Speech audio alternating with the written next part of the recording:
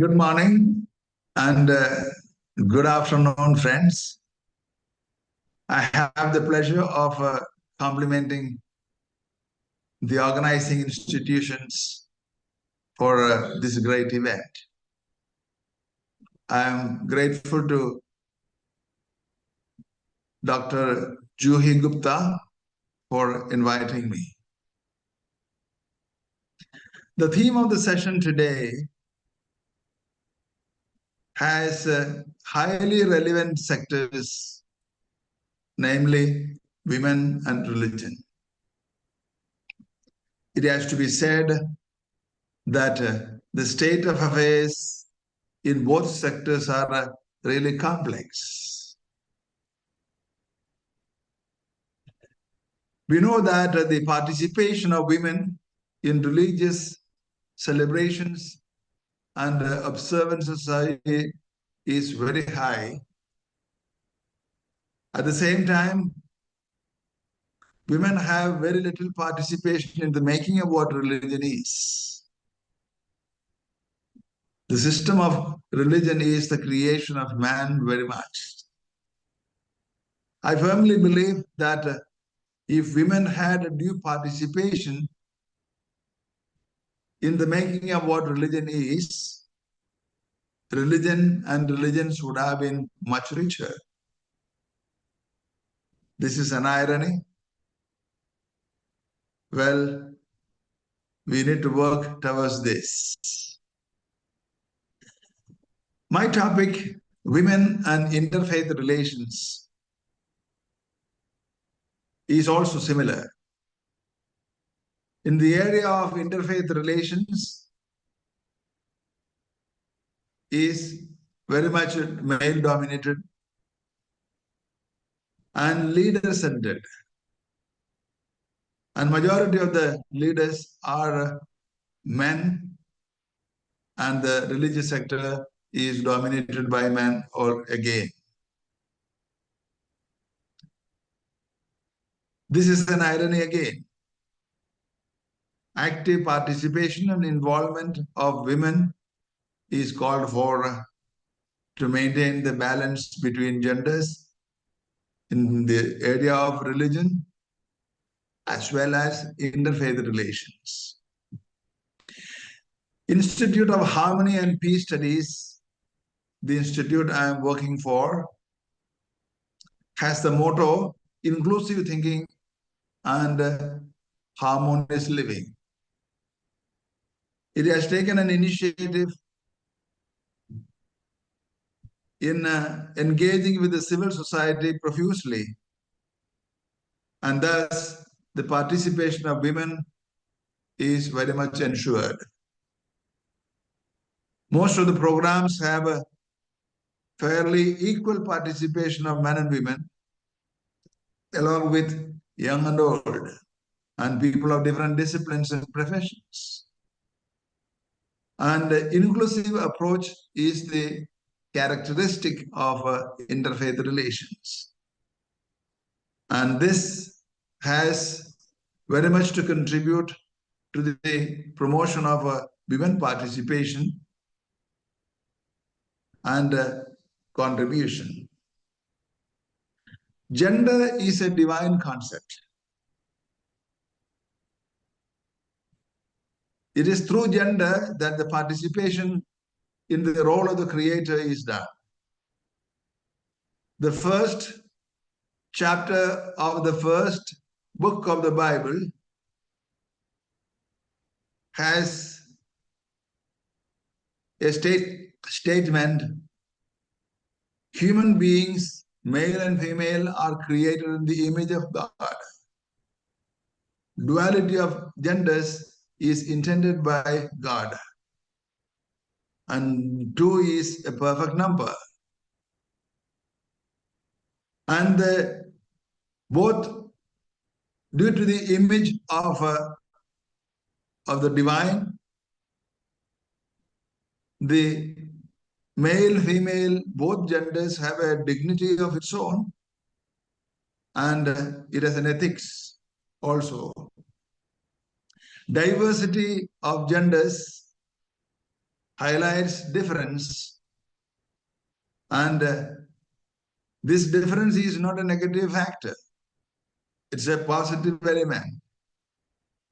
Difference, the duality of genders is the basis of social character. They are complementary in nature. Therefore, harmony, social harmony requires the blending of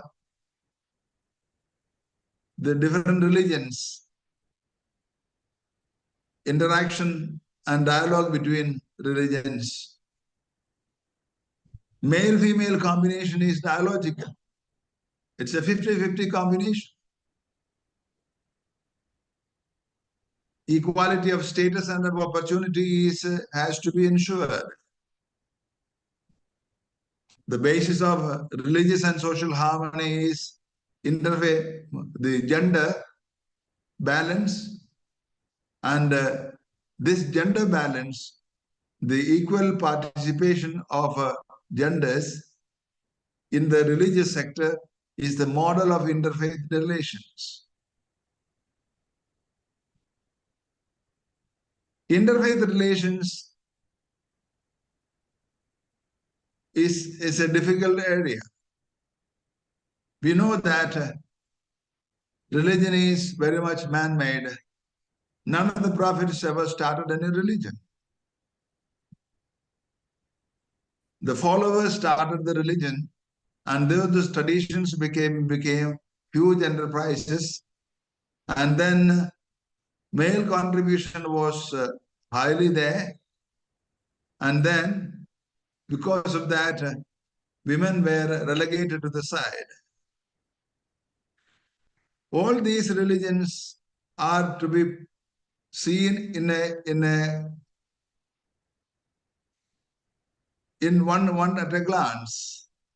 They are like one body and many parts, one tree and many branches. There are not different religions in the true sense of the word. Religion is one entity, and different religions are branches or parts of the different body or branches of the different tree. That has to be seen. Then religions became related. Faith is a secular thing. It's a religious entity also. Sharing in and sharing with the values of different religions is very much required for interfaith relations. Faith has to open up to a circle of all faiths. And gender is the model for this. Gender, there is difference. At the same time, there is love for each other. And there complete communion. And that should be the model for religions and religious harmony. A dialogical and collaborative approach has to be imbibed from the gender balance. And that requires gender balance is to be addressed very strongly.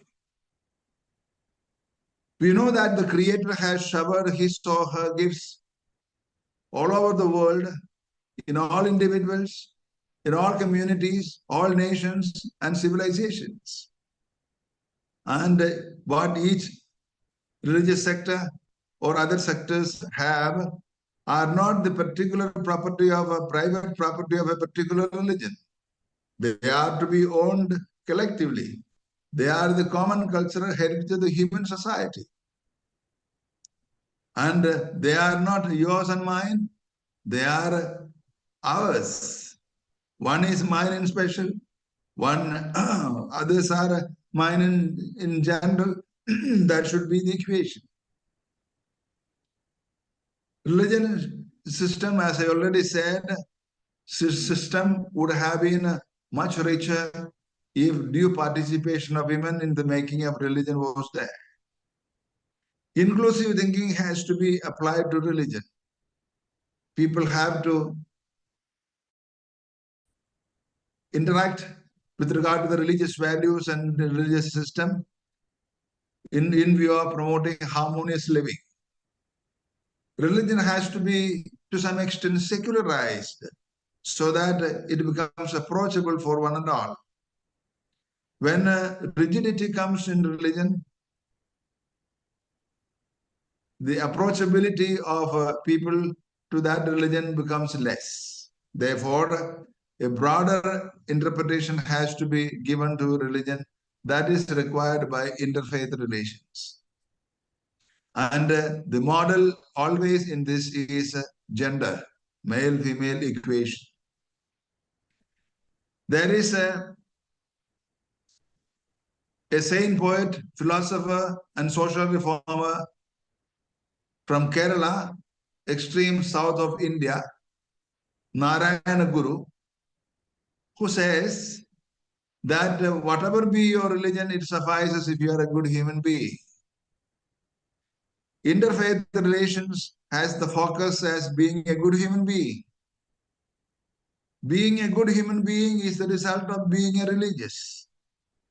To be a religious is not the most basic identity. To be a good human being is the most basic identity. So in interfaith relations focuses on making good human beings, value-based, and for that gender balance is the basis.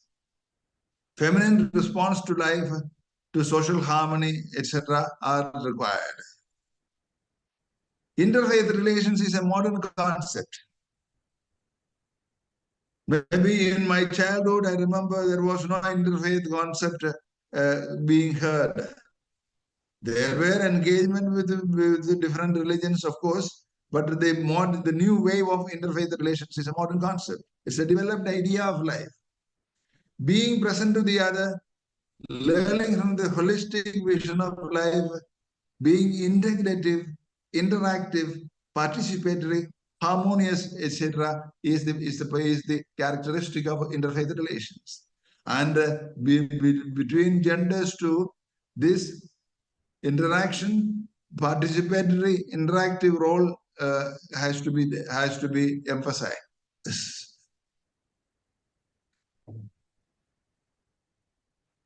Conservative and progressive bent of mind has to be interacted with.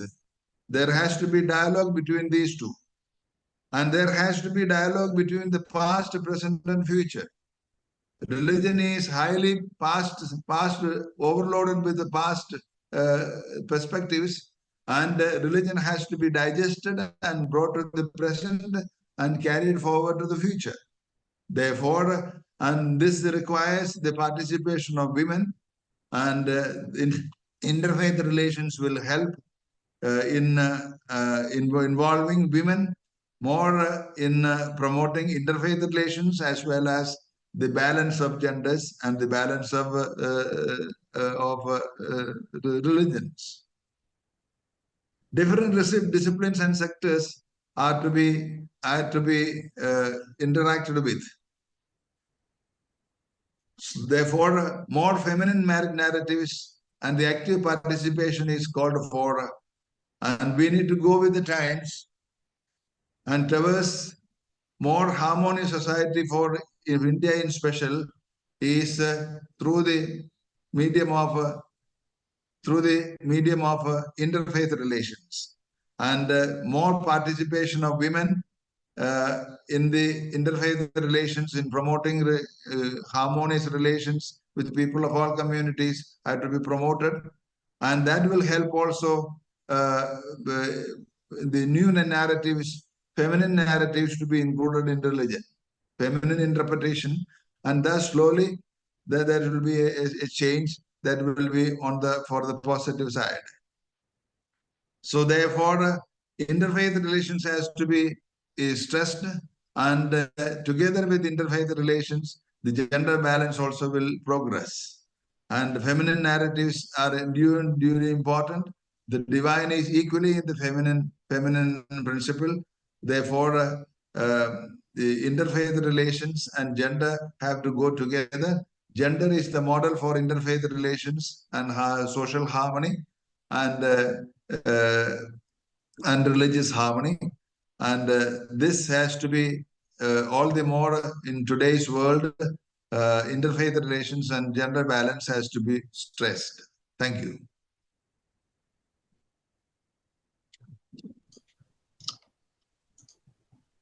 Thank you, Professor Thomas, for enlightening us on the topic. Your extensive presentation has provided us with valuable insights and a fresh perspective. I trust that our participants have gained a deeper understanding through your expertise and thoughtful discussion. We have some questions for you, if you could please share your views on them. Yeah. First one is, why do you think interfaith work is so important in a multicultural and multi-religion country? For example, some people would say religions should stay apart from each other.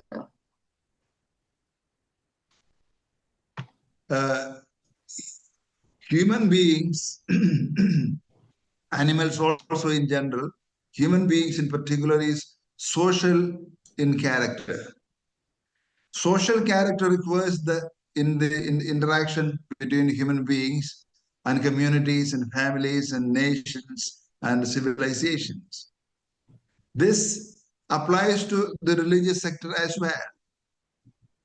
Religious sector, if it is narrowed down by a particular religion and it becomes rigid, it becomes a negative factor.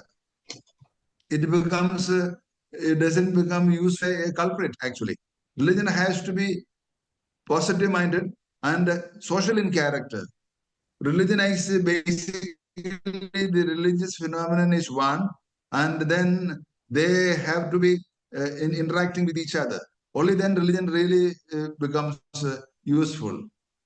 Otherwise, religion will be an infallible liability, a burden for human beings. Now we know that the world has enough experiences that religion, when taken in the communal sense, in the narrow sense, in the rigid sense, it has always become a burden for human beings. And it has caused havoc to the human lives. So the religion, the interfaith relations is very much necessary, especially for the modern world, so that the interaction and the give and take and sharing win and sharing with the principle of has to be applied to the religions. Sure, sir. Thank you for that response. We have another question from Lamnia Rana. Women have been discriminated in the socio-cultural realm by citing the justification from religiously narratives. How does gender balance will foster here? The two ways of looking at it. Men have been responsible for relegating women to the sides.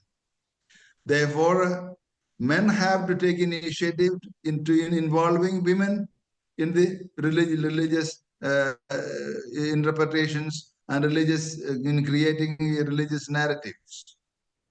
Secondly, women also are responsible to some extent for not participating in it. Women also have to come forward in actively participating in the religious sector, not by merely being passive observers, passively participating in the celebrations, but at the same time, instead, they have to actively participate in view of contributing to the religious sector, in view of making the religious sector better, in making more useful to life.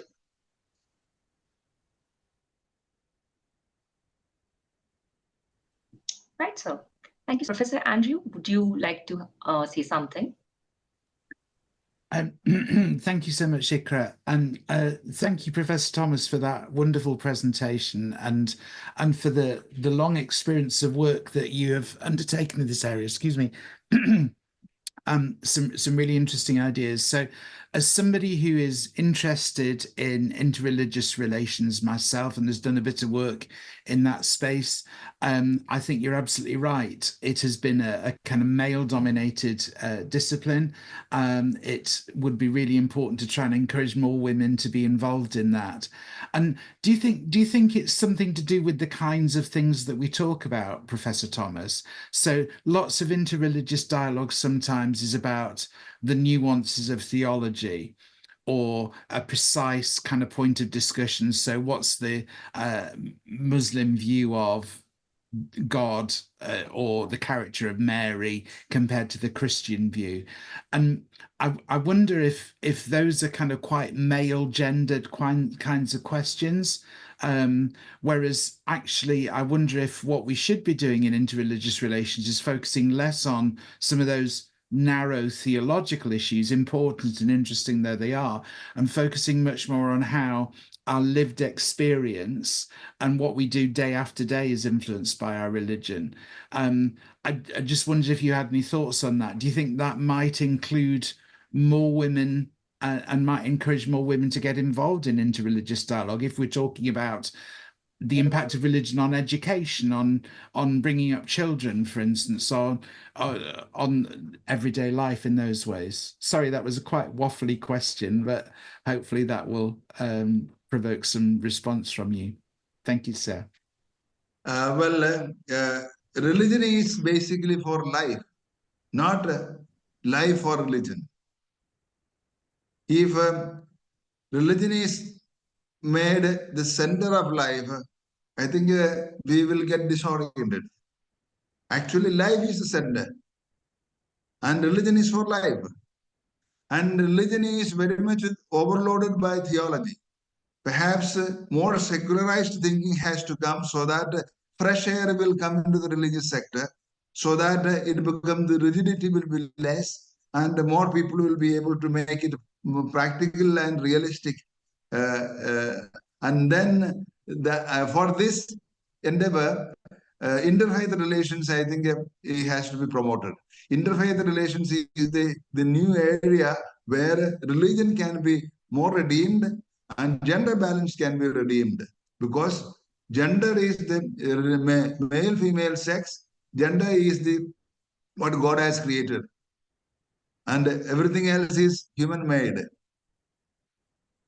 So therefore, the overload of theology and rigidity in that regard has to be reduced by involving in interfaith relations, by which one will go to the temple and visit the temple, visit the church, the masjid, gurudwara and the like, and read from other scriptures and make friendship with people of all religions. And this endeavor, I think, will help in promoting gender balance and the participation of women, and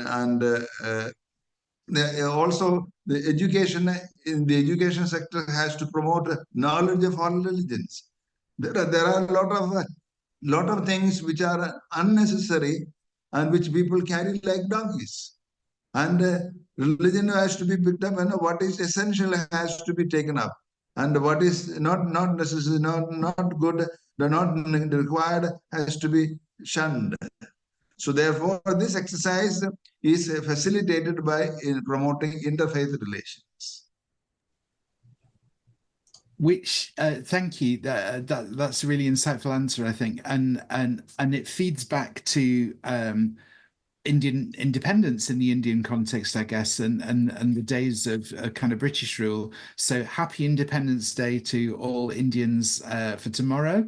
I hope you have a lovely day celebrating. But as a Brit, I guess I can say I think some of the problems were caused by British rule, really, in that kind of there was very much a divide and conquer policy, wasn't it? So historically, India was a very religiously inclusive country. It's only in British days that kind of some of that division creeps in. Do you agree? And kind of, do you see any opportunity for that reversing? Can we use religion as a tool for bringing communities together? Yeah, there has been interaction among the religious sectors and also, give and take, and people who have crossed the borders of their own religions, etc. But then it has to, of late, it has become reduced a little, and therefore that has to be,